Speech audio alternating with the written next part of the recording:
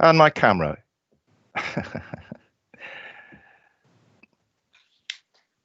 There we go. Well, good afternoon, everybody, and welcome to the Joint Overview and Scrutiny Committee for Babergh and Mid Suffolk District Councils. I'm Councillor Alistair McCraw, and I will be chairing the meeting today.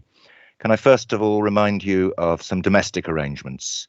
Could members please ensure that, and anybody else can please ensure that microphones are turned off when not in use, and that you do not interrupt other speakers. I'll add that if we have bandwidth issues at any point, it may be necessary for non-speakers to turn their cameras off. We'll deal with that when it happens.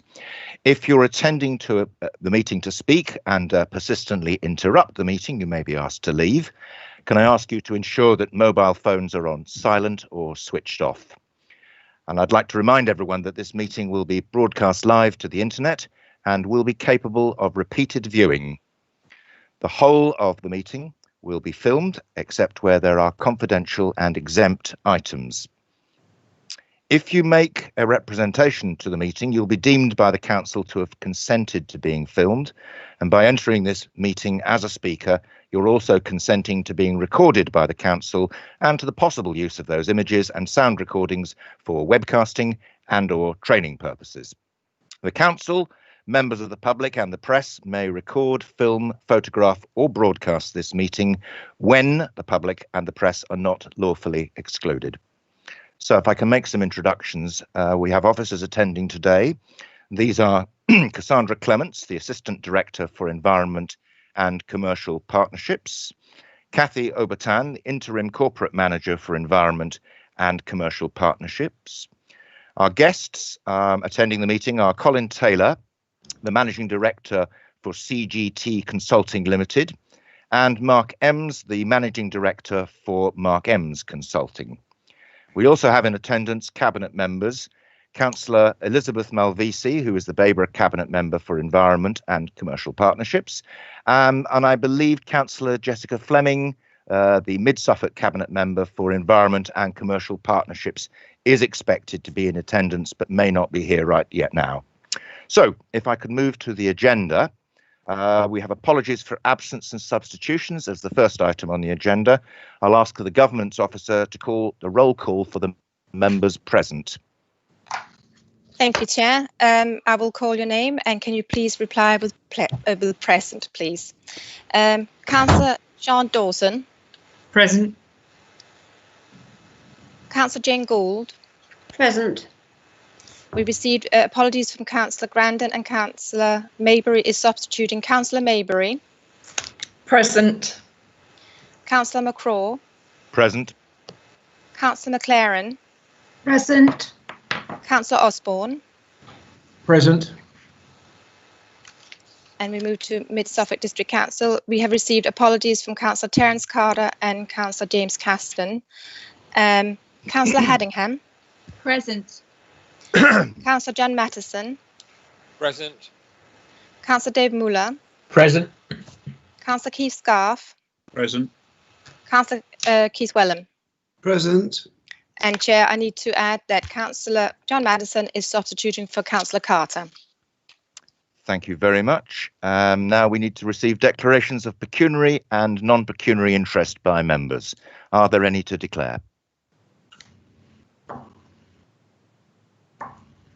Okay, in that case, we'll move on to JOS 1937, which is the confirmation of the minutes of the meeting of the Joint Overview and Scrutiny Committee held on the 20th of July. This is agenda item 3. Members have had a chance to look through these minutes. Can I ask if there are any points regarding the accuracy of the minutes? Okay, could I have a proposer then that those minutes be accepted? I propose. Councillor Osborne. And Propose approval. Second. Okay, I have Councillor Haddingham's hand raised, so that came up first. So we'll take a seconder from Councillor Haddingham. Proposed and seconded. Now, we are going to be testing out a system not previously used in a public meeting, but we will also, by general agreement, make this a recorded vote. Assuming that 3 members can declare they would like it to be so. I would be one of those members. I would propose that it be a recorded vote. And I would too, Chair. Okay, who was that? Councillor Wilhelm. Councillor Wilhelm. And I have happy to Councillor concur. Haddingham's hand raised as well. So that's the 3 members required for a recorded vote. We will be using the recorded vote system on the Modern Gov app, which all members have had access and training to. Should any member have any difficulties with that, we will take a manual vote by a show of hands if they have been unable to vote. We will need, obviously, to be certain that that is the case. But the first thing, can you please press the plus button on your Modern Gov system, and you will see an attendance voting button. And if you go to attendance first, more than 200 people have been told. make sure that your name is highlighted in green. I believe that Councillor Dawson has not done so as yet, because this was done in the pre-meeting we held before this. I know. No, I haven't, I'm afraid. Okay. Do you have Modern Gov available to you, Councillor Dawson? No. Okay. Councillor Dawson, in that instance, we would take your vote as manually, as it were. So when we reach that point, you'll be asked if you wish to vote for, against, or abstain, or any other option that might be used. Okay. So all other members, if you press the voting button, you will now see that then highlighted in blue on the page is a line to confirm the minutes from the meeting on the 20th of July 2020. That's been proposed and seconded, and you are being asked to click on that line and record your vote in the box which allows you to go for, against, abstain, or a conflict of interests. Conflict of interest in this instance would seem to be moot, but for, against, or abstain, please vote now. And then confirm your vote, and it will be recorded. You're unable to change that vote once it's been made.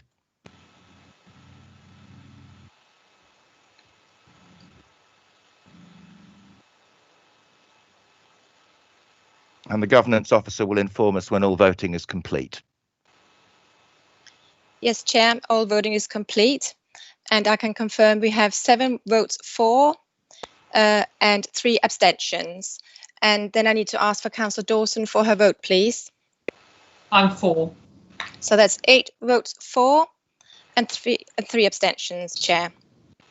So the vote is carried. Thank you very much. That's great. Well done. Nice little test for everybody. Those minutes have been confirmed and will be signed at the next practicable opportunity.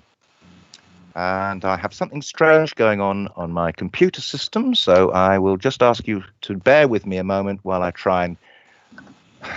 Something as strange has come up on my screen. It seems to be a reminder for the meeting which I'm currently in. Great. Chair, sorry to interrupt. I believe one of the attendees is sharing their screen by accident. Okay, can that be changed and sorted? I think it's just a minor point. Item 4 on the agenda is to receive notification of petitions in accordance with the Council's petition scheme. None received, Chair. Thank you very much. Item 5, questions by the public. None received. And item 6, questions by councillors. None received, Chair. Thank you very much. We now move to agenda item 7, which is the main topic on today's agenda. I really would like it if we could get rid of this reminder because of the shared screen. Sorry, it's me, Chairman. I'm struggling to get rid of it. I do apologise. Okay. It just popped up on the screen. Okay, I think if you go to the 3 little buttons in the centre of your bar, you should find an option to share screen there and be able to take it off there. Am I correct? Chair, yes, there should be, it's like a little square with an arrow on. Councillor Haddingham has something to say. I don't know if that's relevant to it. My screen says that Sue Ayres is sharing her screen. Okay, fine. Councillor Ayres, could you have a look and see if you go to your central buttons and clear this box? It would be very helpful.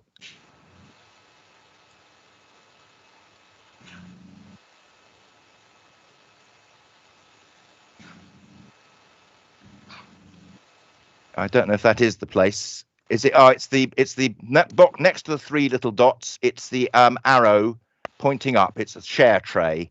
And I believe that Councillor Ayres, thank you very much, Councillor Ayres. Hopefully we can now return to, that's better. We can all see the whites of each other's eyes, as it were. Okay. Item 7 on the agenda is JOS 1938 or MC 1938. I'm not sure which, to be honest. I think it's probably both, which is the future delivery model for public realm. I would like to ask Cassandra Clements, the Assistant Director for Environment and Commercial Partnership, to introduce this report, JOS 1938, Future Delivery Model for Public Realm. Over to you, Cassandra. Good afternoon, Chair, and thank you for the introductions to both myself and my guests, and thank you to the Joint Committee for inviting us here today to talk about the future delivery model for public realm. So I'm pleased to put this report in front of you today as the report that is due to go to Cabinet later this month, and to hear your thoughts and questions on this. So as you are aware, it's quite a lengthy document, so I'm going to attempt to summarise that for you, and we'll probably get some help from my colleagues as well. But this report, if I start with where this came from, so I've been in post for just over a year now, and public realm is clearly within my responsibility. And next year, the Babergh District Council contract with ID Verdi is due to finish. That has got to the end of all possible extensions, and so a decision must be made by Babergh District Council on what they would like to do going forward. It seemed a good opportunity, given that these contracts are always quite long, this one nearly 15 years in its entirety, to take a look at the service, to look at what developments that we would like to make as a council, but also the opportunity as to whether Babergh District Council and Mid Suffolk District Council would like to work together under the same management agreement for public realm as they do with many other services across the councils. And so in June of this year, an options appraisal was undertaken with my colleagues Colin Taylor and Mark Ems to look at what the opportunities are moving forward. You'll see within the report, and I understand for consideration today, are 4 options. So there are option 1, which is to continue to deliver the service as is. And so this means that Babergh District Council would need to tender a new contract for the public realm service. Option 2 is to bring the currently outsourced service for Babergh in-house and to join together with Mid Suffolk District Council in-house public realm service. Option 3 is to look at putting both services together and outsource them. And so a tender process would take place. And option 4 was looking at establishing a trading company in which the councils would be able to put their public realm services into. You will see in the report that there is an officer recommendation within that. However, as you will know, this decision has not taken place, and all 4 options are still available to the councils to decide. In looking at the evidence that was in the options appraisal with my colleagues and with other officers, the recommendation is to move forward with option 2, which is to bring the Babergh District contract in-house and join together with Mid Suffolk. The reasons around that are within the report, but there are a number of benefits to that, which is why officers are suggesting it. And that is absolutely around performance, around management, around the financial structures, and around service development, which is an area that I feel has been lacking for some time in public realm. And so today in front of you, you have a lot of information, I know, but essentially I would like to talk to a committee today and be able to help you answer questions around understanding those options, what you feel are the pros and cons around those, and any support that as officers we can give you to help inform Cabinet is why we're here today. I hope that's a good summary for you, Councillor McCraw, and I'll hand back over to you now. Well, I'm fairly sure we can pick you up on specifics of this 152-page report. Actually, to be fair, it's only about 132. The rest was taken up with the rest of our bump. However, it is a complete and extensive report, and I think it's reasonable to say all 4 cases have been properly examined. I think it's very useful to point out that we have the advantage of two separate service supplies in place at the moment, and therefore members of both these committees will have experience of two of the options, well, in fact, covering three of the options. So we are able to speak directly and relevantly to the subject. So what I'd like to ask is for members to now ask their questions on the report and on the presentation. I'll ask you to keep this as wide as possible, because we don't want to get into the point where we have to go into a private closed session because we're discussing financial matters. This could, after all, involve possible outsourcing, so we'd be required to tender. We cannot reveal the proprietary information that might have an effect upon that. And also there are employment considerations that we must include. So I'll ask each member in turn. We'll start off with Councillor Lavinia Haddingham. Any questions, Councillor? I can come back to anybody if they're not quite ready, however. Your microphone doesn't appear to be on, Councillor Haddingham. Thank you. I just want to say excellent report, Cassie, very thorough, and you know, basically Mid Suffolk are sorted, so I'm very happy. I haven't got any questions. I just want to say well done, fantastic report. Perhaps you could be able to offer some observations on how Mid Suffolk might be sorted, a point of debate. Councillor Mary McLaren. Thank you, Chair. At this part of the meeting, I just want to recommend the officers on their report, a well-executed report, lots of good detail, but at the moment I don't have any questions. Thank you. Thank you. Councillor Muller, Dave Muller. Thank you, Chair. Again, an excellent report, but I have no questions at this time. Thank you. Okay. Councillor Adrian Osborne. Thank you, Mr. Chairman. Yes, I concur with exactly what's been said by the other councillors. Cass, that is an excellent in-depth report, and I think you've gone through every possible position. There are questions, obviously, but if there are options, then I'd speak to them on that occasion. Thank you. Thank you very much, Councillor Osborne. Councillor Keith Scarfe. Thank you, Chair. Yeah, just one. It mentions in the report the arboricultural works that are carried out by Public Realm at the moment. In that sense, it's minor tree works are carried out by ourselves, and major tree works are carried out by a contractor.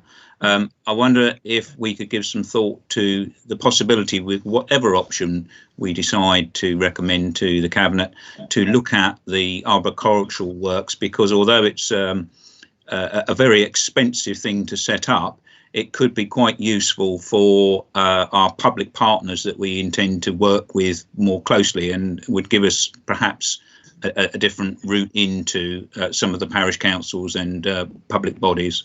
Yep, I think that's an excellent point, Councillor Scarfe. In fact, most of us with work or associations with parish councils are only too aware of the difficulties involving trees.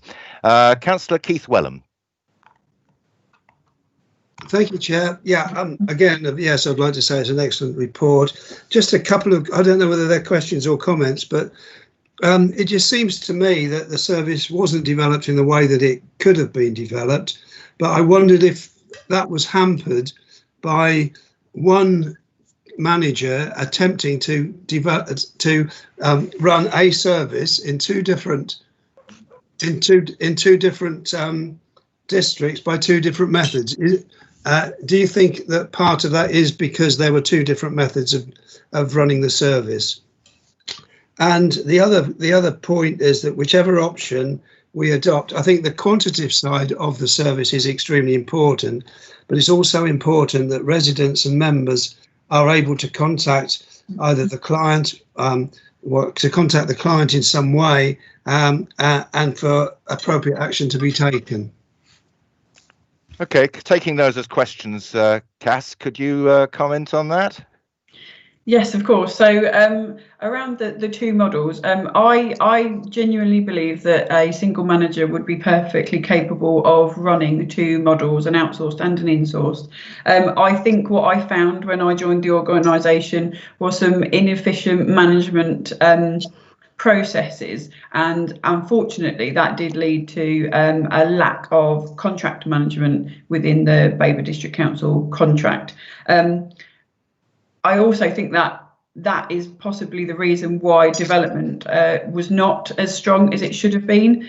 Moving forward, with whichever option is taken, an absolute priority for me is that we have efficient and appropriate management processes in place for staff, for finance and for development. And I think even if that were to stay as two models, if we stayed with option one, I think the rights manager would be able to do that perfectly well. Okay, and the other point on arboricultural, you think that that's something that is possibly for future development? Yes, apologies. So on arboricultural, absolutely, there are a couple of areas of development that I'd like to look for. In the first instance, we want to look at ensuring we get the inspection regime as hot as we possibly can. So that would be my first instinct. My second is then to move on to what we're able to offer to district and parish, to parish and town councils. So absolutely, I think that could extend to works, and I think that could extend to inspections. My first priority will be making sure that we deliver the public realm service that we need to for the two districts, and once we're comfortable with that, that we move on to what we can offer other people. That might fall into the sort of luxury category when we can, if you can follow. Yes. Okay, Councillor Matheson, you have your hand raised, but I was going to ask you to have your question now, if you wish. Yes, thank you. I think on Councillor Wilhelm's Scarfe's point, I was a bit concerned that in the purpose of the report, the very beginning, that arboriculture trees were not actually mentioned in the delivery of the following services. I think that probably all members would agree that that the tree aspect is quite a significant part. So I think that's just a little anomaly. And I think the other thing I did want to ask the officers is that the consultant's report at page 47, I think that's page 47 of our papers, does go into quite a bit of detail about the gaps in information that they were able to obtain. And so I wondered whether you might like to comment on that, on their observations, which I haven't got in front of me, and I'll try and get them. Yep. I recall the section. It's a lengthy report, but yeah, I can recall seeing that. Yeah, Cassandra, have you anything? Yes, of course. So, so in terms of why arboricultural was left off the purpose of the report, that is specifically because it's not undertaken by ID Verdi. And so we were talking about what is currently in the ID Verdi contract with Babergh District Council. We do have an arboricultural team of two, David Pizzey and Andrew Graham, that work across both of the districts. And so that essentially is already a shared service. It's within public realm, but it's not within the grounds maintenance or the street maintenance, which is currently out to contract for Babergh. So that's why it's not in the purpose of the report. But I absolutely agree with you, Councillor Matheson. It's a high priority for both councils, without doubt. So I'm just moving to page 47 of the report. If you'll bear with me a second while I just read that particular bit, although I do have Mark and Colin with me who may be able to jump in. That's the review process and describes the project taking place from the 22nd of April. I think this was you said about a lack of data available in certain parts, Councillor Matheson. Yes, yeah, I just wondered, why they felt the need to say that, it must have been quite an extensive gap. I see. Yes, indeed. So in terms of predominantly what is listed on this report is, I alluded to earlier, some of the management systems that I felt were not up to scratch, and essentially the gaps that the consultants have included in this are the specifics of those. So whilst work is undertaken, it often was not recorded properly, and therefore is a data gap in its hard sense, although in a soft sense anecdotally was available. One of the things that clearly I want to put right. Since we have two of the consultants present here, I don't know if they want to address us, Colin Taylor and Mark Ems, who were both part of that review process. I do recall, though, from a conversation I held some years ago about the difficulties of constructing a database for every tree in Babergh and with Suffolk. And I'm not joking, that conversation was genuinely held. So I don't know if Mark and Colin would like to have any input at this point. Yeah, happy, Chair, just to say a few words on that. As well as the data that we highlighted there that we couldn't find, that didn't have a material impact on producing the report at all. In Appendix 1 on page 83, you'll be able to see the data that was considered. So there is quite an extensive list there of information that was looked at.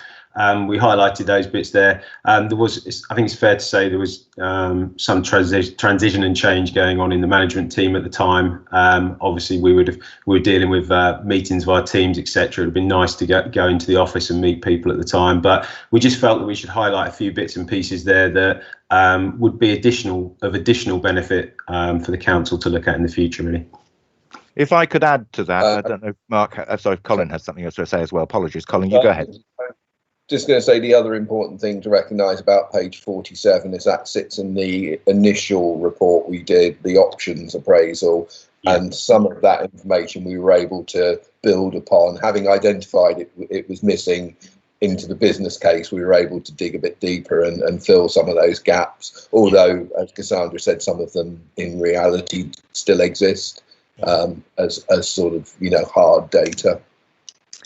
The important point, I suppose, I'd like to ask both of you, John, just on your point, John, just wanted to add in this point is, I hadn't appreciated the interesting point about the tree service was actually across the two districts. I did very much look at both the report and particularly the consultant's report as a description of the whole of public realms operations.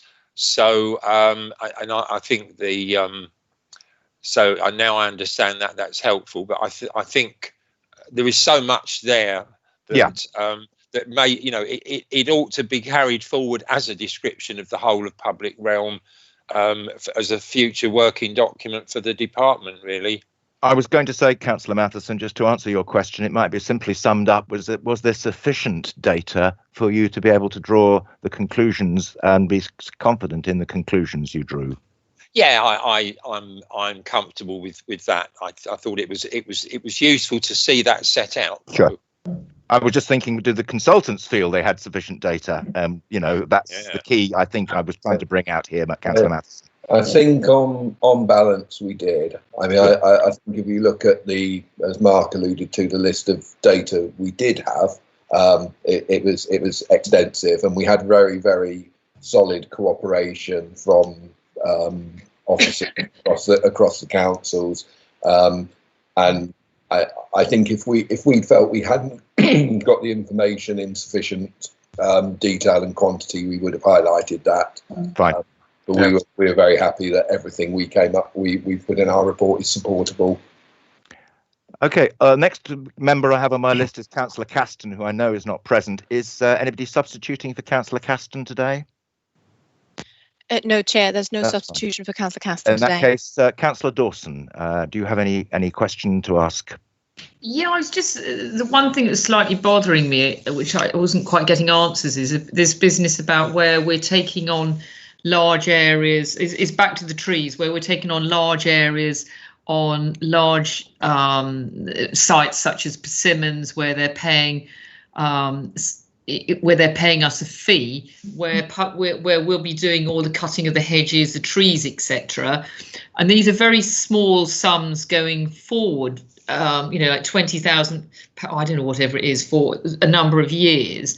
And I'm just sort of wondering whether that's been taken into account, because my slight concern is that we might have a lot of large projects, Mid Suffolk may not, or it could be vice versa. does this mean that we might be able to dip into their pot? Might they be able to dip into our pot, or is there a very specific budget for each council? I think anybody who's ever had any dealing with Section 106 has found that developers are very unhappy about any prospect of somebody's pot being dipped into. But that's the point. I mean, planning obviously will have an impact, but does it have a significant impact, Cassandra? So what we are developing alongside this, my colleague Emily Atack is currently developing the asset strategy, and that will contain our policy around adoption of land and what that entails. So exactly that, if there are further burdens to the council moving forward, be that grass cutting, hedges, trees, what exactly that means to us. So clearly, if we do take on any land, that has an effect on public realm.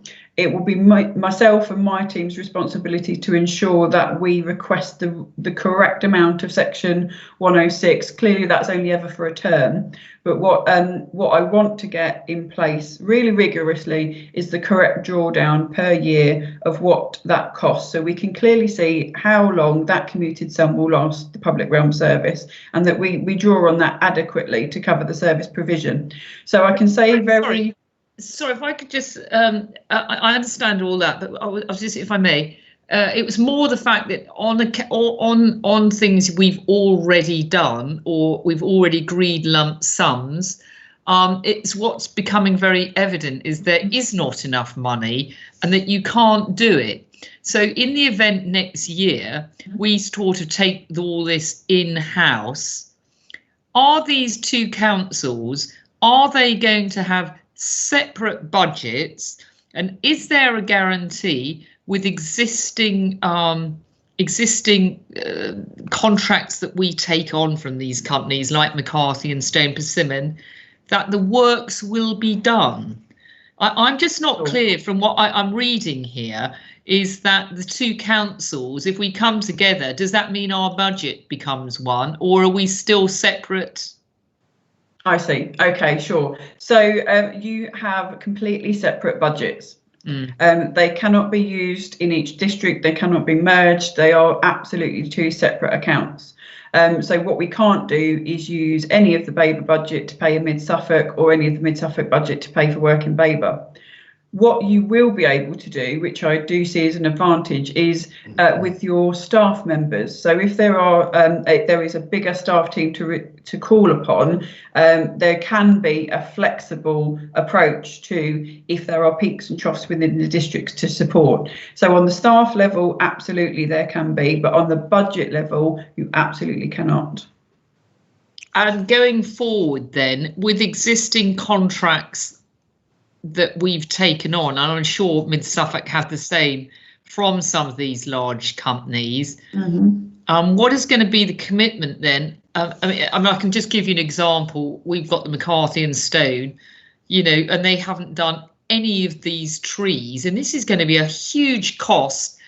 And it seems Environment have taken it on, and I'm almost sure they're going to say, oh, we can't do it. So does this fall into the planning, or does it fall? Will it be falling into your area?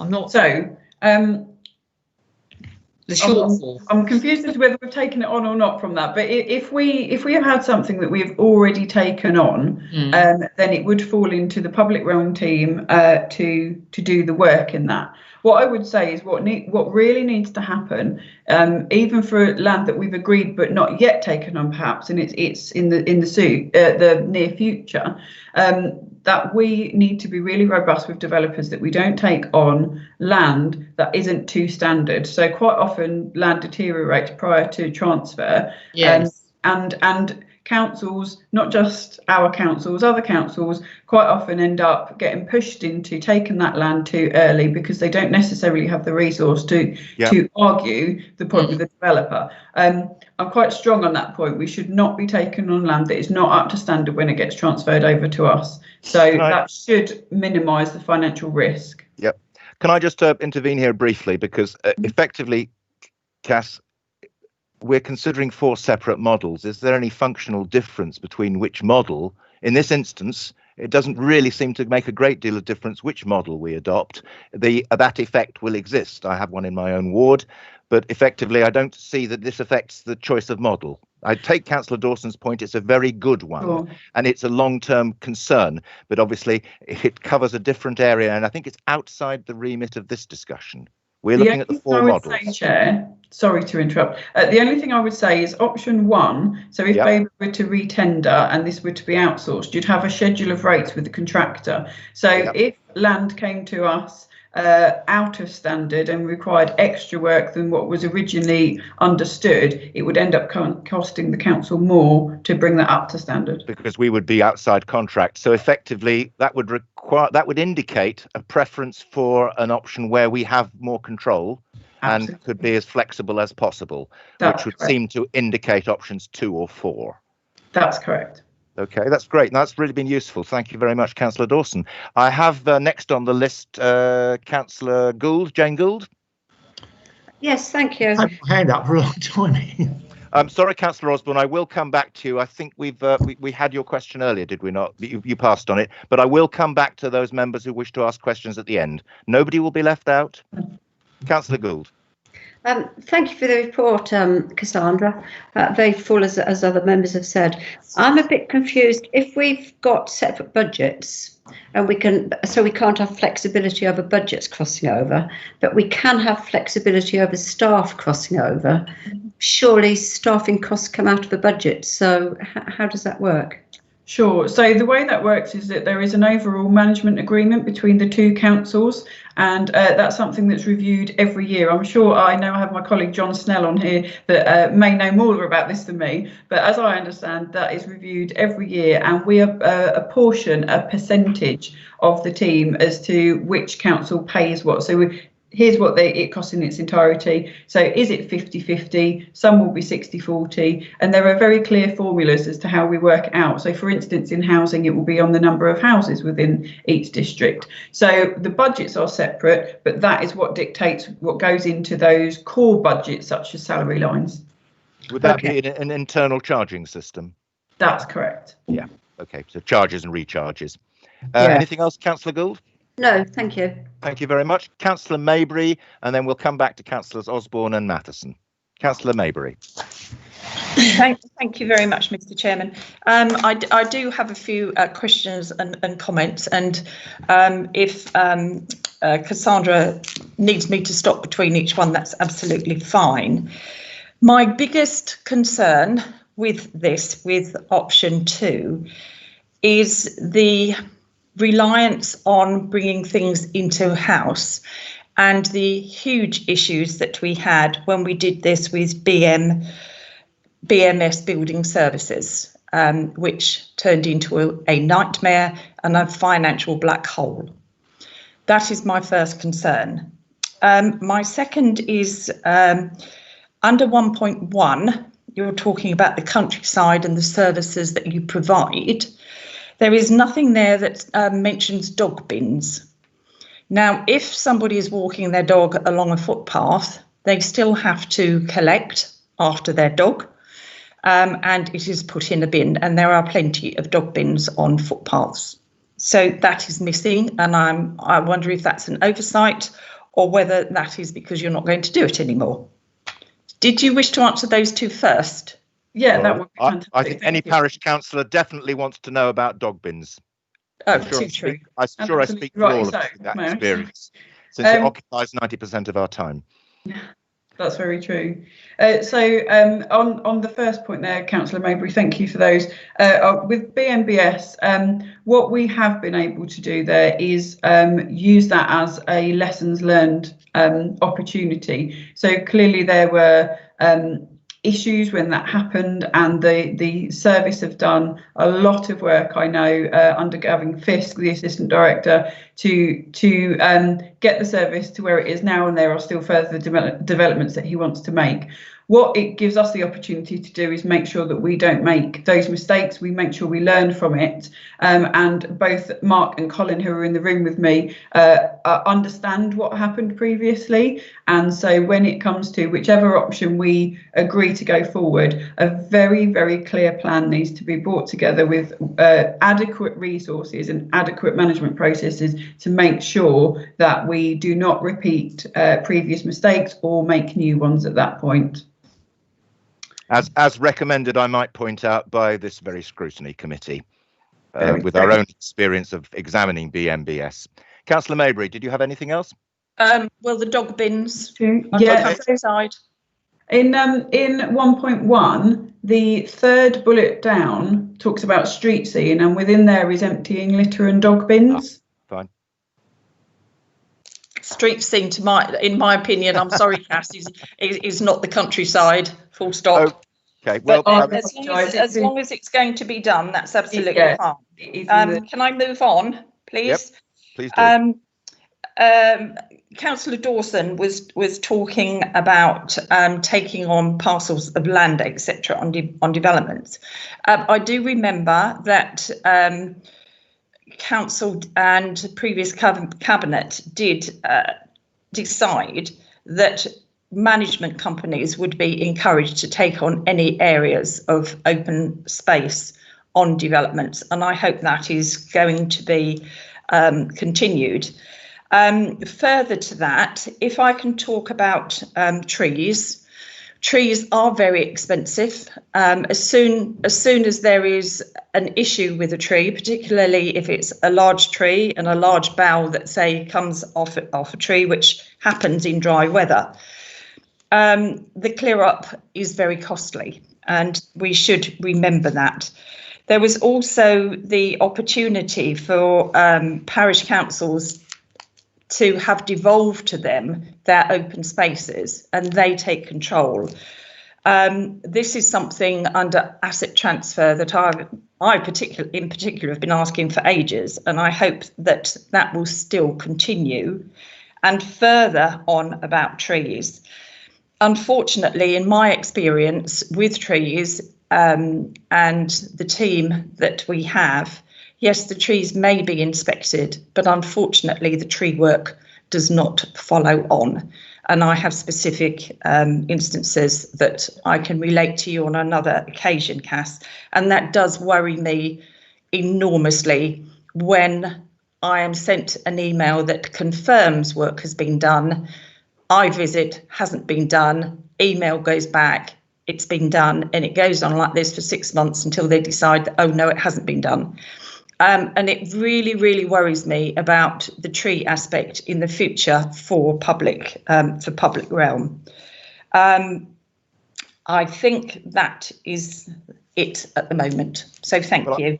I think your points, Councillor Maybury, really do come back to this central question which we're here to examine today, is which model would best serve the concerns you've just raised, and or if there is any difference between the models, which model puts us in the best position to do the things that both you, Councillor Dawson, and a variety of other people have mentioned. Councillor Matheson, you have your hand raised.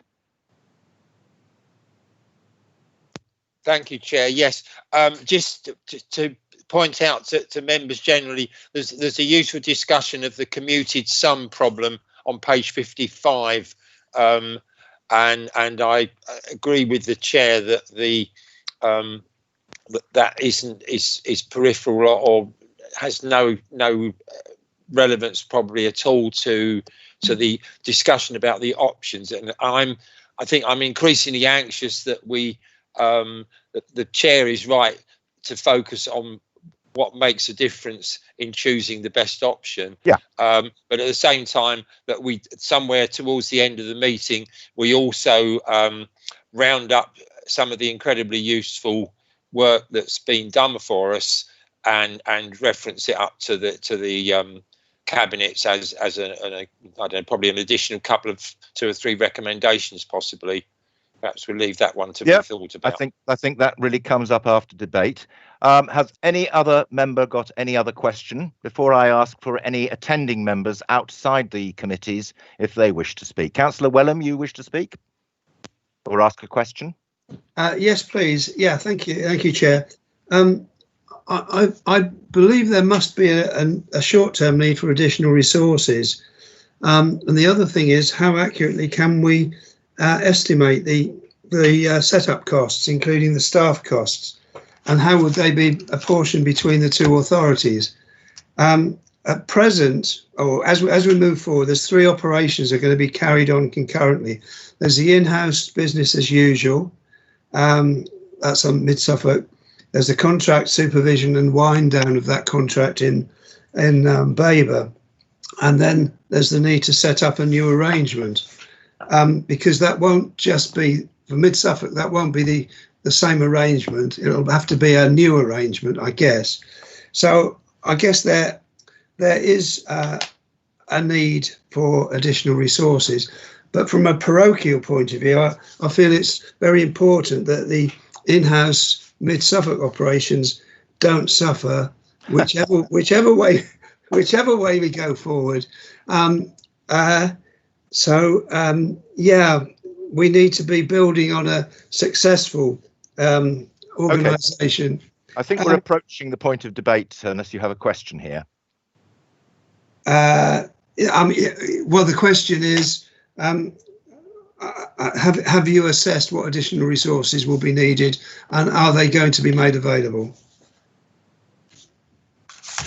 Absolutely. Okay, thank you, Councillor Wilhelm. Yes, so on the subject of resources, this will need a full project team to be starting immediately after the Cabinet decision, no matter what option goes forward. So that project team, beg your pardon, is from across the organisation and not just from within the Public Realm Service. So there are colleagues from finance, from HR, from communications, from our project management office, to name just a few, as well as the colleagues within Public Realm that will form a project management group that I will be sponsoring myself. So those resources initially have already been scoped, and of course there is the further opportunity, if necessary, with my colleagues in the room, with Colin and Mark, to have some external expertise should it be needed as well. So depending on what option is agreed going forward depends on exactly the nuances of that team, but I completely agree, additional resources absolutely necessary. In addition to that, on your second element there of resource is for both councils, actually, a really robust performance management regime needs to be put in this next year. So for Babergh, in the final year of a contract, without a doubt, you need that managed carefully to make sure that standards don't drop. But equally, that needs to be managed carefully in Mid Suffolk to make sure that the service there is not impacted. Clearly, from whatever option goes forward, that needs to continue until that option's agreed. We can't tell you exactly what that's going to look like. I think it's worth noting for members that the transition period is described completely, or rather fairly completely, across pages 125 and 129 in the confidential report. So it is clear this has been considered. So I'd recommend that for reading, and it's a full process to cover all the way through to the start of whatever arrangement we recommend. Now, I still have a couple of hands up. Councillor Matheson, is that hand from previously, or is that a new hand? Your microphone is off, Councillor Matheson. Fine. Apologies. Okay. No problem. Councillor Maybury, you raised your hand. Yes, I did. This may well run into the previous question, and also maybe something that will be discussed in the private area. But just to mention it now, is my biggest concern is probably staffing, benefits, pensions, large vehicles that might be required. Yep, all definitely, Councillor Maybury, definitely in the private area, because we're dealing. But if I raise it now, then it is recorded as needing an answer.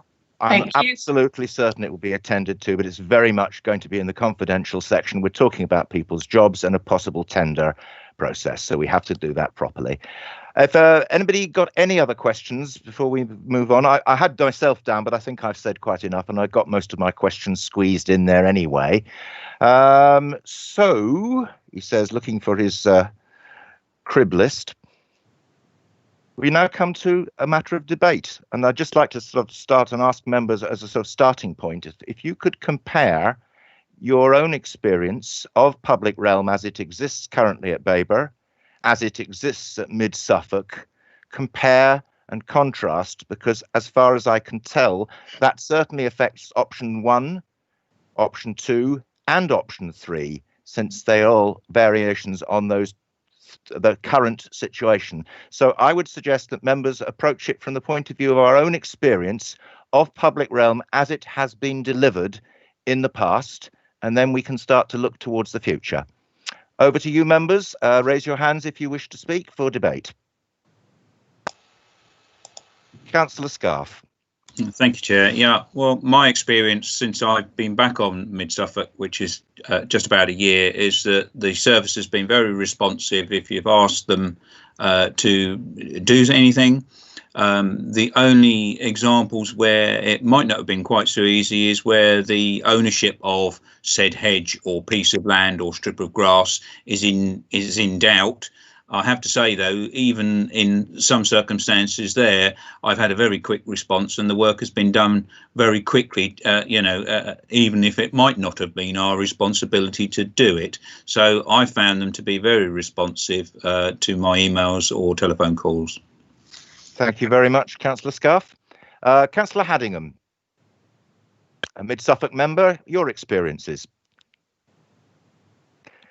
Councillor Haddingham's microphone may not be on. No, it's off. Right, thanks. I just want to underline what Councillor Scarfe has just said. I've always found them excellent, straight on the ball, especially I want to shout out to Dave Pizzey. He's always, very quick to respond. And yeah, I just want to say I think they do a great job, and I've always found them, very, like I say, quick to respond and very easy to deal with. Thank you very much. And who's next? I have 3 others, but it's not showing me who they are. So if one of those others who've got their hand raised would like to make themselves known to me. It's Councillor Wilhelm next, Chair. Councillor Wilhelm, thank you very much. Henriette. Thank you, Chair. Yeah, I mean, I reiterate what my colleagues have said. Very quick to respond. My only concern is that they are very, very quick to inspect trees and talk to residents who are affected by overhanging trees and so on.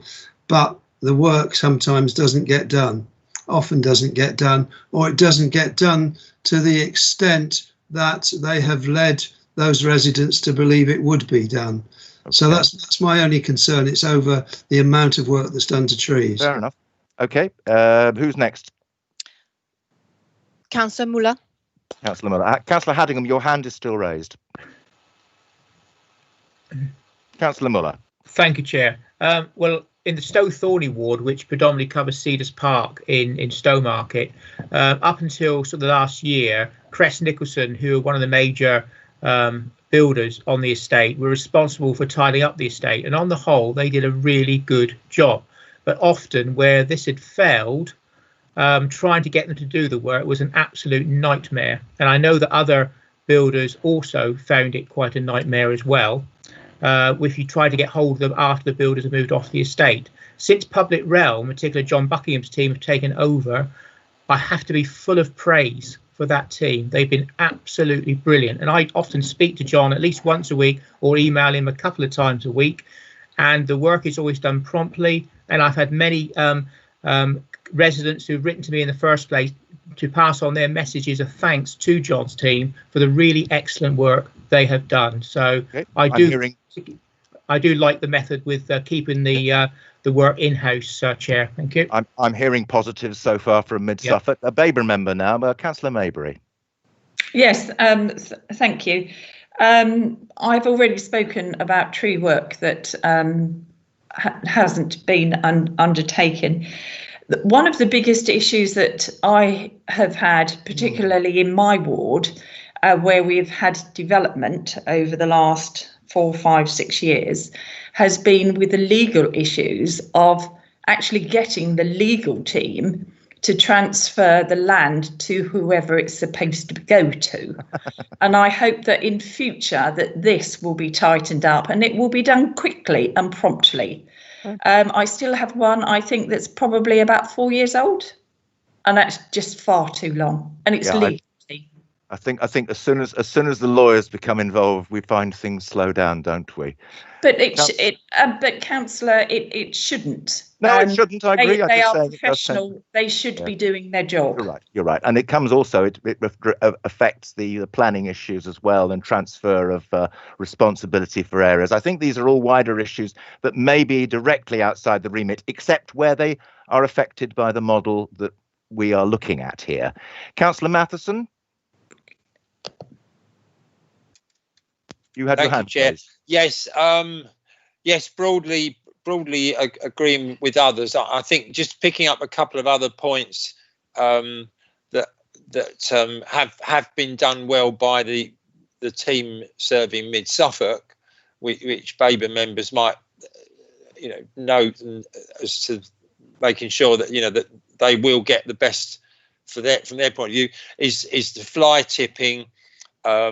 Successfully turning up and dealing with those problems, which has been good, and also, for example, where an animal is unfortunately injured or killed on the roads, I think above and beyond what one could reasonably expect. I mean, to take the animal to the vet, get it, read the microchip, find the address, bring the cat back.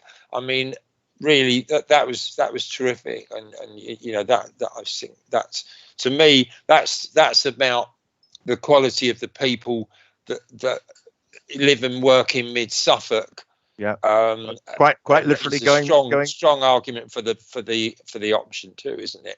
Thank you. Quite literally going the extra mile, Councillor Matheson. It is. Yeah, no, I agree. It's about ownership.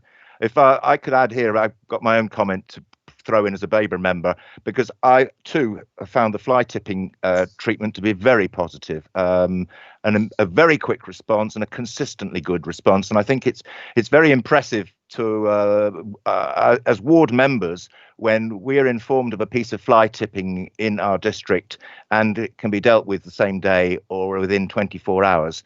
And I know I find great satisfaction in that. At the same time, other people may have different experiences, but I'm obviously on the A137, which is a nice straightforward place to find. Some places are rather more remote and it can be difficult. But the one thing I've noticed from the Babergh experience of dealing with a contractor is that there's been a certain lack of ownership by the contractor, since they are purely employed on a contractual basis. And Walter. Sorry, I didn't quite hear what that was, but they are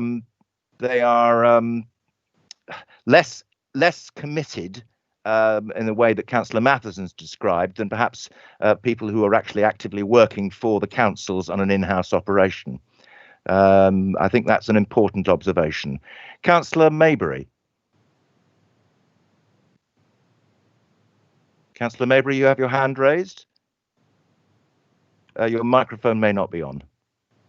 Alistair? Yes. Sorry, it's Dr. Dawson.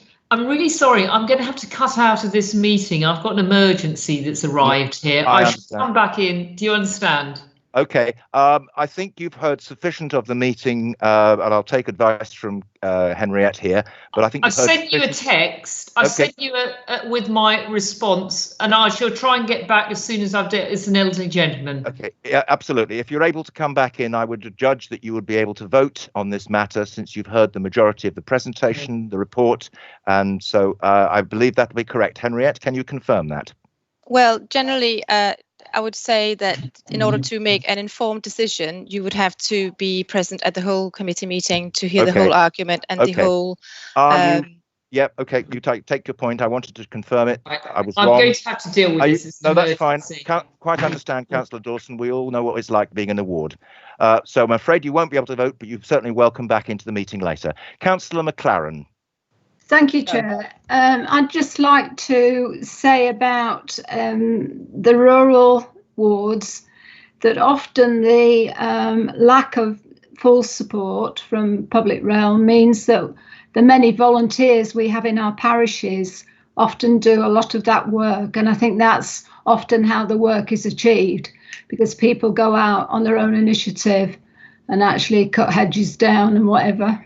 So it is quite different, I think, in Babergh. There are areas, of course, in more rural areas where, of course, ownership of the land and responsibility. I know of grass cutting, for example, where it's uncertain as to whether Suffolk County Council are cutting the grass, Babergh District Council are cutting the grass, Babergh District Council are cutting the grass on behalf of Suffolk County Council, or the parish council are cutting the grass, or in fact, one or two local residents cut the grass on their corner because they have taken a certain amount of pride. And again, it's the same with hedges and growth, and we all deal with this on a daily basis. I think and volunteers are always going to be necessary. And I know of members who carry a pair of secateurs around with them to deal with the odd stray bit and piece. Councillor Maybury, you have your hand raised.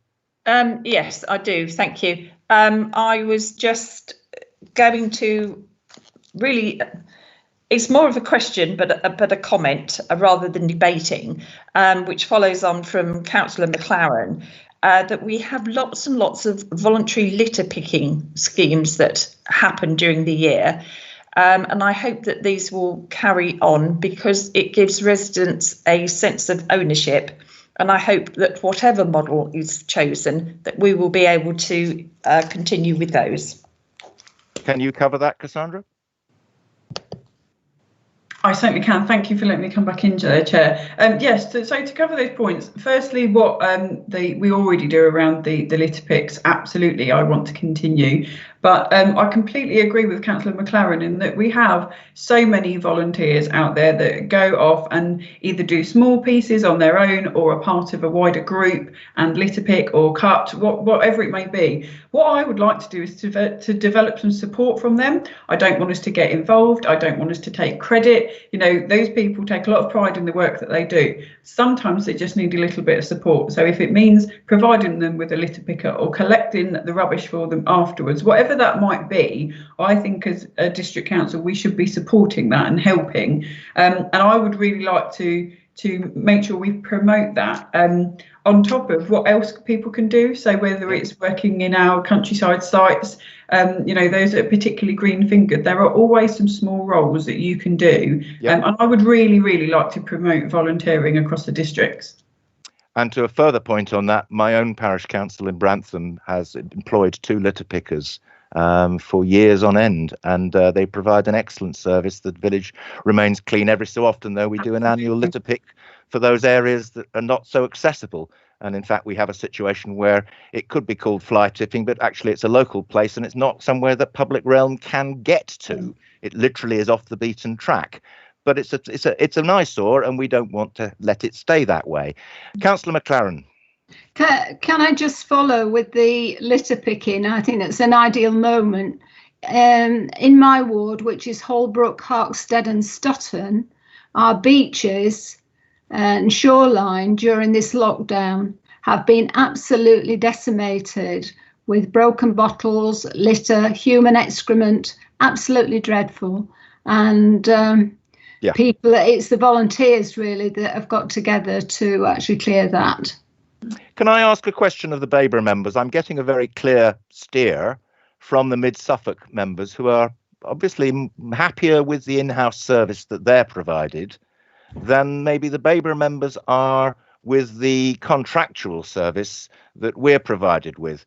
And what are members feeling about contractual services and their future, which is very much part of what we're discussing today?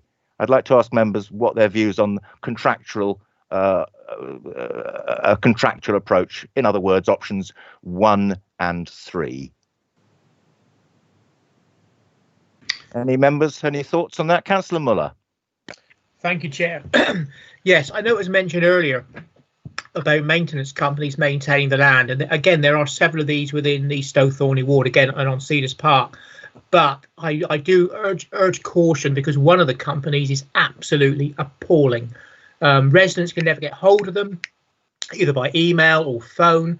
and I've had numerous complaints, and it's just an absolute absolute nightmare. So I do urge caution. That's why I'm in favour of the actual in-house scheme.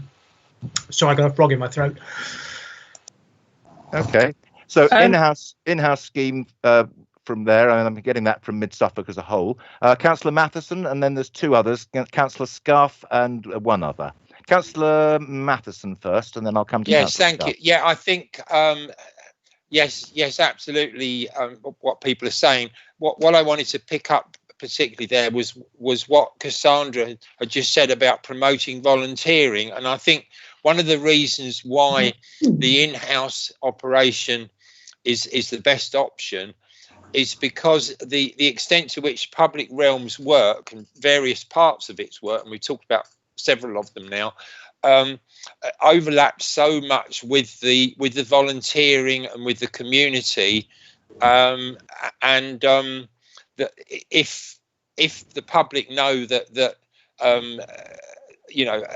company A is responsible for doing these things, then it will be less likely to actually contribute than if it knows that it's our own their own staff that they're paying directly through us to employ. That there's a significant difference, and I think this is more applicable to public realm than any other part of the council.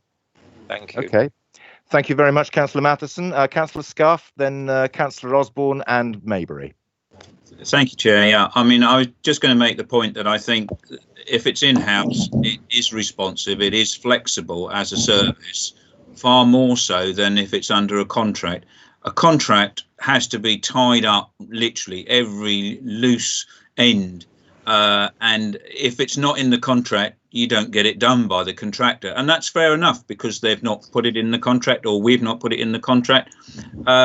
But if you have a service which is delivered in-house, you have that ultimate flexibility and responsiveness, and it's a case of, can you do this? And their answer is probably yes.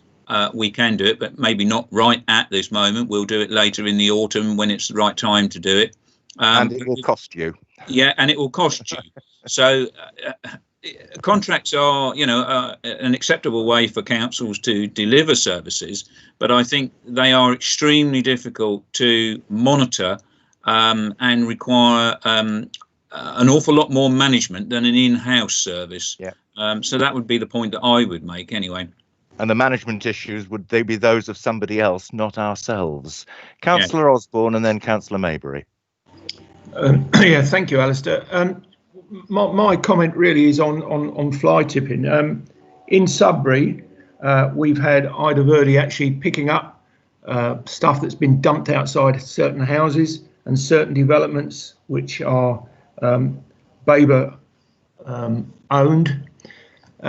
And I would just like to ask Cass, do we make, I mean, there is a charge to collect sofas and things like that, but we don't seem to be actually getting any money. Fly tipping is a problem, no doubt about that, but are we getting any response from who is actually tipping this, when you know damn well that some of these places could have only have been responsible for it? Thank you. Cass, do you have anything to add to that or say to that?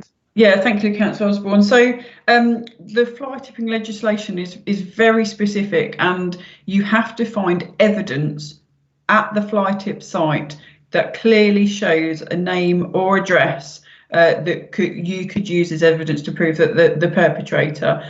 Unfortunately, as you just mentioned, you quite often can make a reasonable assumption of where it came from, but unless the evidence is there for officers to photograph at that point, then enforcement cannot take place. What I will say is whenever we find evidence, we will always enforce. And actually, I don't have the numbers to hand, but can find them to you. But we do have a 100% track rate for those that we have had evidence for to have fines paid or win prosecutions for. So we always make sure we will pursue when we have full evidence. It's sometimes, yes, certainly. Go ahead, Councillor. Yeah, I understand. I understand the position with the legality of actually prosecuting anybody for fly tipping. However, 9 times out of 10, and particularly around the areas that people are moving into and moving out of in our social housing, unfortunately, these just get tipped outside. All I can say is that our contractor has dealt with that, but obviously we've had to come through Babergh to actually ask them to do it, which they've done. Probably not as quick as we would like, but they have done it. So what the question is, will you be able to actually keep that fly tipping situation in hand if it is in-house, which I'm a supporter of?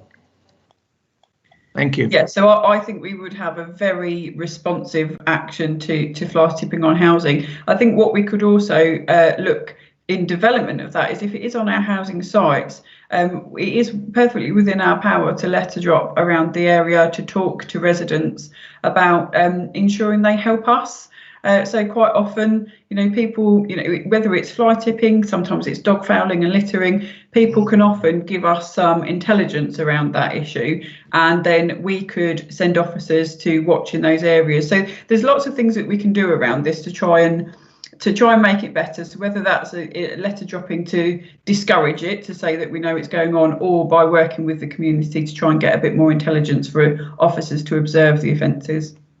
It's interesting to note that members will be hearing a report about planning enforcement and development in that, the enforcement of planning conditions, not particularly construction management plans, which may have a bearing on this, and you'll be getting that very shortly in the next couple of months, and it may have a bearing on this particular point. The other thing is it's possible sometimes, that's not always possible, to maintain a relationship with the developers during the build out phase and point out that it's in their interests not to, how can I put this, annoy people. Councillor Maybury, then Councillor McLaren. Thank you, Mr. Chairman. I've just got 2 points here. I do remember a very substantial fine and imprisonment for one particular fly tipper. And also for Councillor Osborne, if it helps him, that sometimes neighbours have photographic or a camera evidence to help with some of this fly tipping. The other point I would like to make and I'm talking about option 2 here, if Cabinet in the future is minded to accept it, is to remember that if we take all this in-house, and I do have some reservations about will both of the sovereign councils have their own allotted time for the work that needs to be done.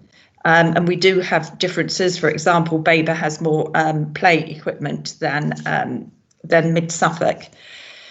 It's just to remember that whatever happens, it's only as good as its leadership. And that is going to be paramount in whatever happens in the future. Can I ask Cassandra Clements, as the Assistant Director, if an appointment has been made for a new Head of Public Realm Service?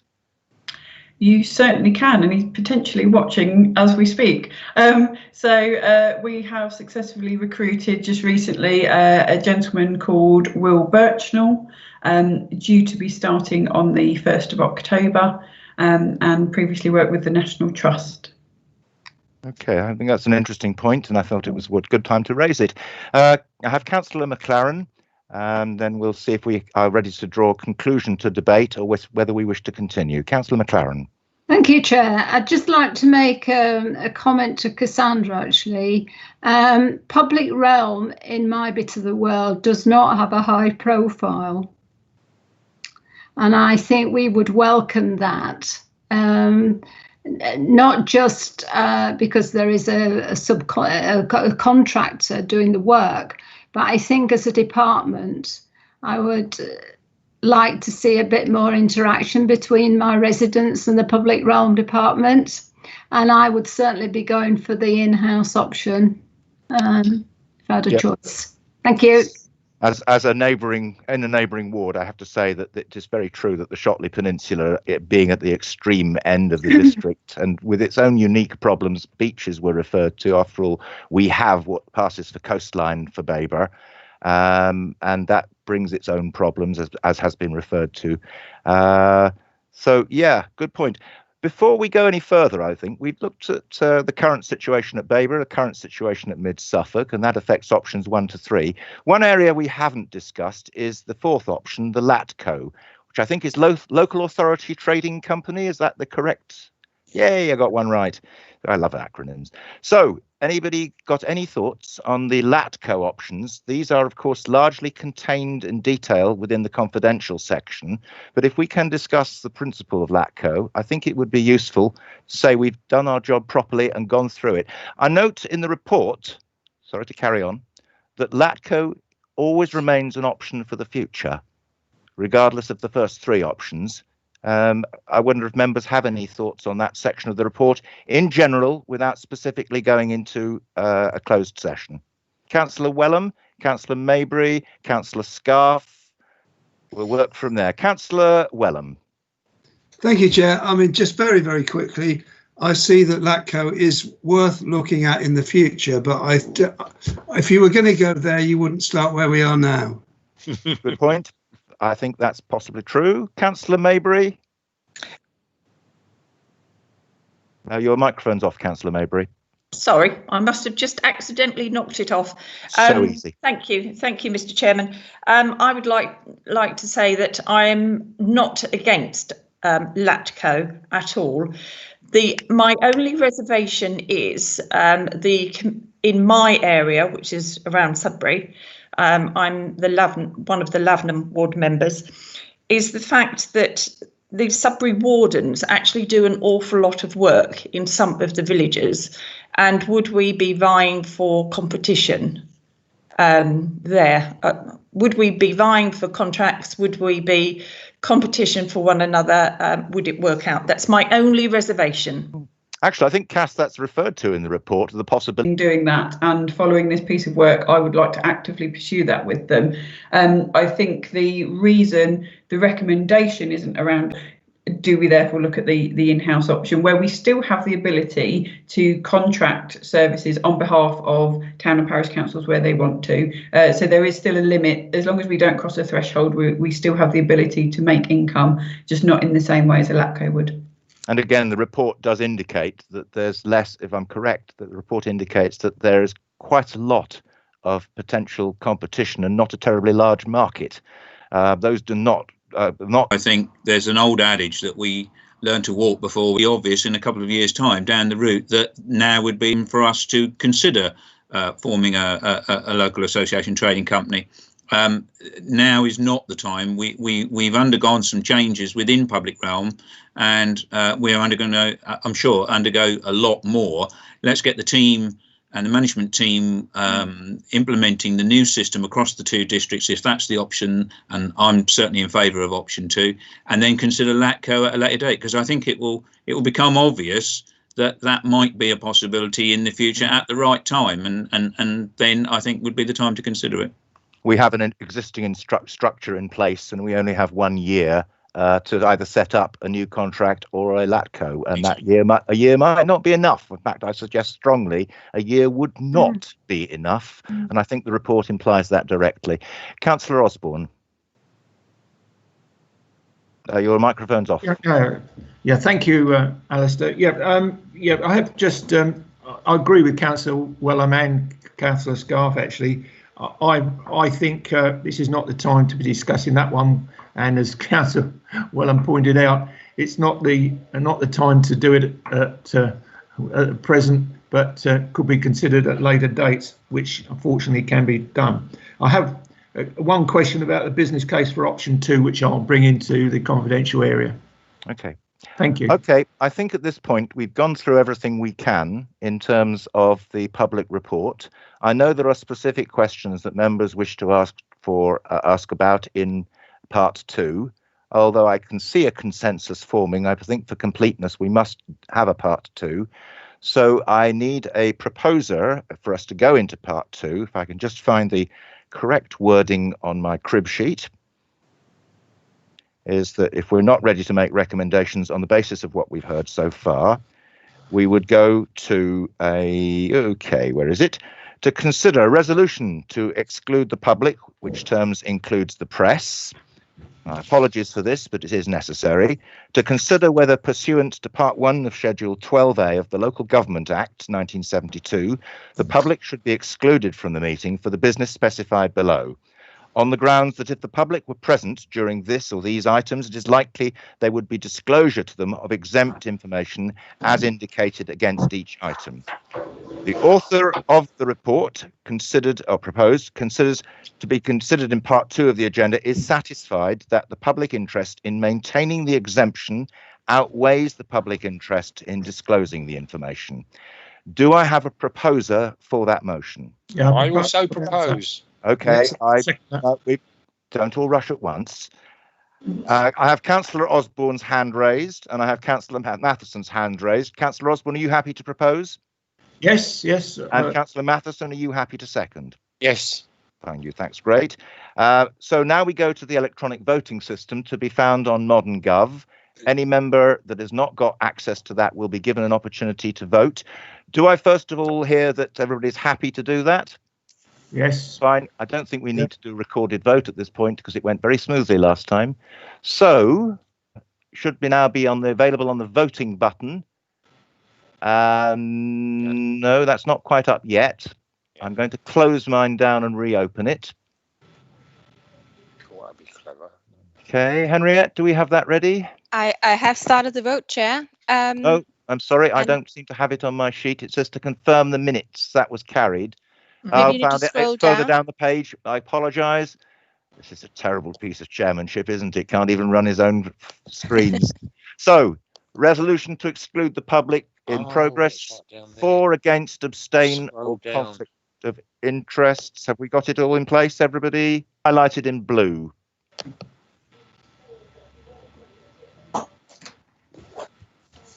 Found it now.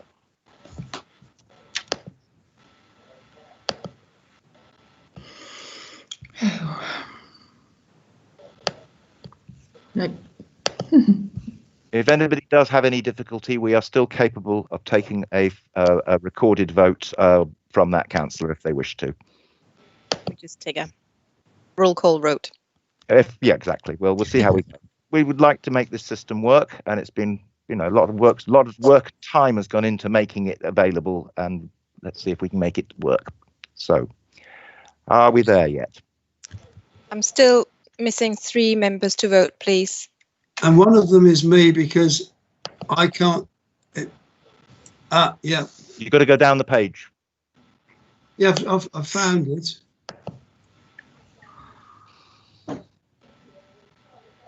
Councillor Maybury, how are you progressing? Councillor Maybury, have you been able to vote using Modern Gov? We have now a completed vote, Chair. Thank you very much. Apologies to everybody. That was a little bit more difficult than we thought because we haven't done a second vote on the same page before. First time. We are after all testing this system out. We're basically experimenting for the whole council. So vote note that's been carried. Yes. Chair, can I Chair, we did say at the start of the meeting we were going to have a recorded vote as well as Okay. Do we have a result that indicates whether we need to do a recorded vote, Henriette?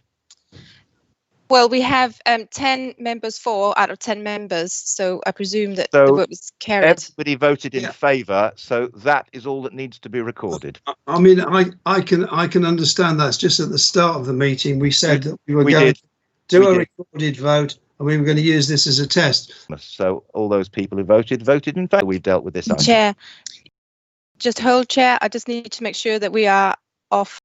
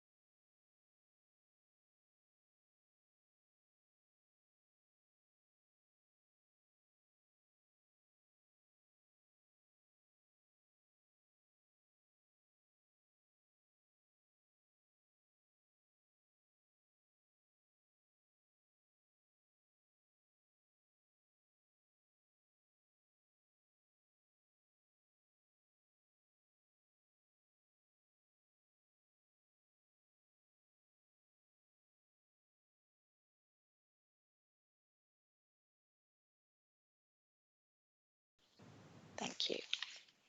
And welcome back to members of the public. The committee have finished their discussion of the closed session matters that involved matters of confidentiality, and we are now able to bring this part of the meeting as subject to this paper on the future delivery model for public realm to a question of recommendations. Now, you will note in the report that the recommendations listed are that Babergh Cabinet take a decision on the future delivery model for public realm based on the recommendation and information presented within this report. Well, they're going to do that anyway, because that's what's on their agenda. That Mid-Suffolk Cabinet confirmed that they wish to continue with an in-house delivery model.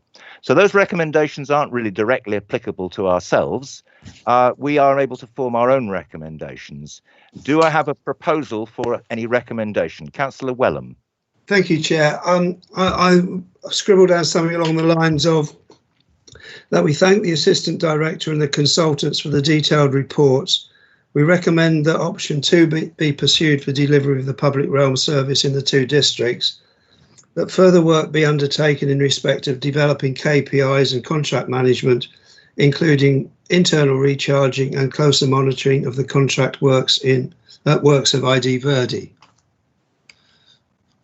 Okay, that discusses, I'm afraid the ID Verdi thing should probably not be included, since that does not actually on the papers we're reporting. That contract will come to an end anyway, and it isn't actually covered by the scope of the report. So with the exception of that piece, I'd be happy to second that.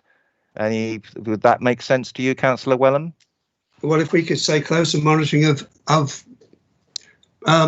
work currently being undertaken or something along those lines. I believe that's reasonable and fair. I think it's just probably not good practice to name names in these instances, yeah, just to keep it as it is.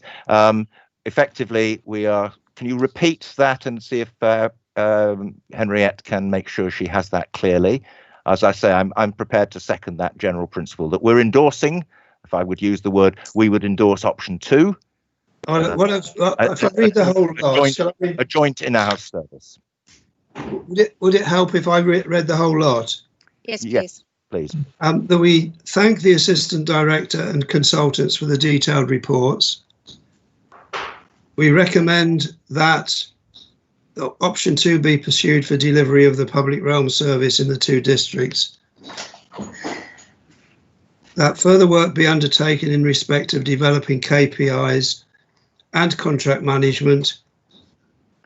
I think those 2 should be split into separate resolutions, separate recommendations. One is that we should go to we would endorse option 2 as the preferred recommendation.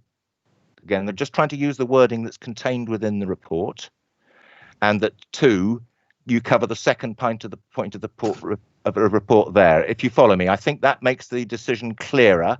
Yeah. And separates 2 separate decisions.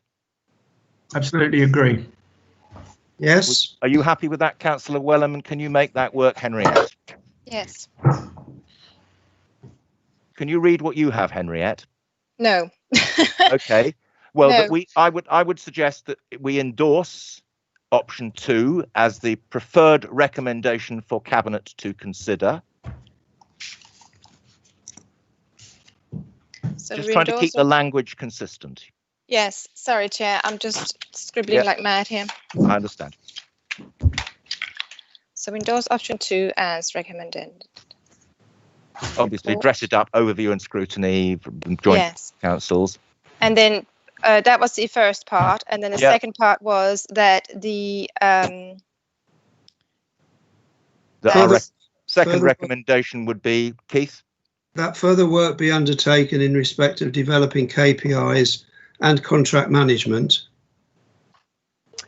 And a third recommendation that options should be kept. And again, I'm reading this again from what members have said, and I hope that this is something that all members can get behind, that the further option of a LATCO continue to be kept as a future option for both councils to consider. In other words, we're not closing any doors here. I believe that should be the third recommendation. Great. Okay. Are you happy with that, Councillor Wilhelm, as the proposer? Yes, I think so. Yeah. Okay. Is everybody clear on those three recommendations? Fine. Okay, so now we'll do a roll call vote on the recommendation proposed and seconded, or three recommendations. We'll do them in one go, all three. Chair, are we curtailing a question of any additional recommendations to those three by this vote, or not? Unless somebody wishes to propose an amended recommendation. Well, I'm quite happy with the three that we have before us. I did feel that now that we've taken the trouble to put in the work on all this, there's two things that stand out to me that we should just be saying to the cabinets. The first one is that the audit work on this should be a very high priority. And the other thing, which hasn't been discussed much, but a scrutiny committee a long years ago when I was on it previously, this business of tree inspection is incredibly important. It puts the council at huge risk if we're not on top of it. And the audit committee back in the day twice hauled the relevant manager back in front of them because their recommendations from scrutiny had not been carried out. And so I've got a particular concern that I haven't had a chance to express yet. No, I understand your concern, but I don't think it's addressed in the point that this report addresses the four options. And we're actually looking at the four options rather than specific examples of poor performance anywhere else. That would include the audit question. Now, I think your audit question has largely been asked. I mean, I answered rather. It's been asked and answered, and that could be brought up elsewhere. But I don't think it falls within the scope of the report that we're considering or the report that will be going to Cabinet. That's an important. Chair, I just feel they should know it, really. Well, the Cabinet should know. They can read the minutes of this meeting, but I just believe that we have to deal with the report in front of us and not make it into something that isn't covering. Now, we have lots of hands raised here, so let's go to Councillor McLaren, who I think was amongst the first, then Councillor Haddingham, then Councillor Osborne and Councillor Wilhelm. Councillor McLaren. Chair, I'm not quite clear about the recommendation for the simple reason that Babergh is the one that's going to change the option.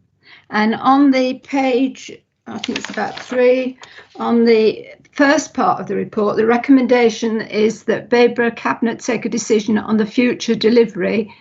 Yes, those, of course, those, to be fair, are the recommendations prepared for the Cabinet. We're overview and scrutiny. So I was suggesting that we do not use the recommendations the Cabinet will use. But do we have to separate the two recommendations? Because Mid-Suffolk doesn't have to be voted on because they already have an in-house provision. Should they be separated? I think so. Should Babergh be option 2, and a confirmation that Mid-Suffolk still want to continue with the in-house?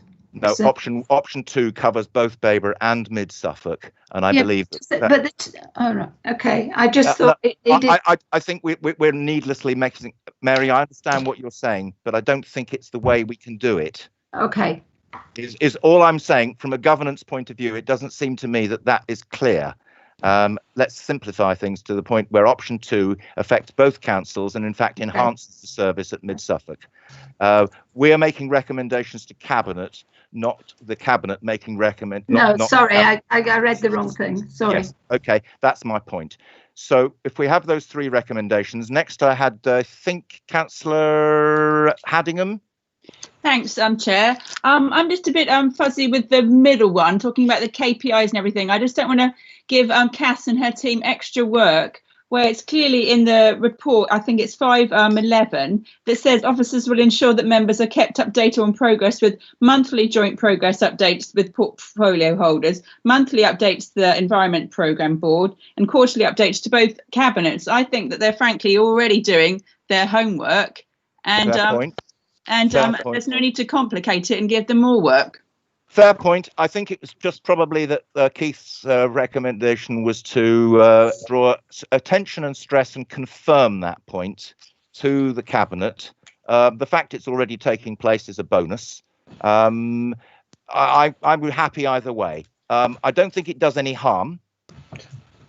Chair, I think it's only confirming what Cass said she would be doing anyway. Yes. Okay. Well, Exactly. we could as Councillor Haddingham says, take it out. I'd rather keep it in. In that case, I think I would probably tend towards keeping it in, even if you feel it's not entirely necessary. It lays stress and it addresses the point to the public that we are addressing an existing known problem. So that's fine, in my view. Councillor Osborne. Yeah, thank you, Alistair. Yeah, can I just say that I think your recommendations were excellent, the way you've praised it, and you've brought the position out with the position of where we're coming from and what we're voting on, and I'll go along with your recommendations. Thank you. Well, Councillor Wilhelm's recommendation seconded by me. To do this, we'll be carrying a roll call vote. If Henriette has that ready, the same provision to our previous vote applies, that Councillor Dawson, who had to leave the meeting, and I trust that's been resolved for you, Councillor Dawson, won't be able to vote on this or these recommendations. Henriette, could you call the roll call, please? Yes, Chair, I will be calling you out in for under each council at the moment. That's how I have it recorded here. So please answer for, against, or abstain. Councillor Gold. Councillor Gold's left. I do apologise. Councillor Maybury. For. Councillor McCraw. For. Councillor McLaren. Councillor McLaren, you are on mute.